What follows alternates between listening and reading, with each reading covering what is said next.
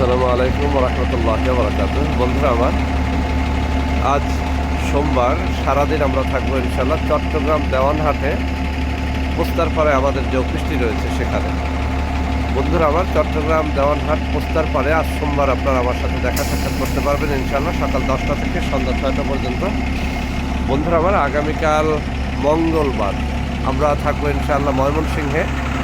আর ময়মনসিংহে দেখা সাক্ষাৎ যারা করতে চান তারা সকাল 9টা থেকে বিকেল 3টা পর্যন্ত ময়মনসিংহে আমাদের সাথে দেখা সাক্ষাৎ করতে পারবেন আগামীকাল মঙ্গলবার।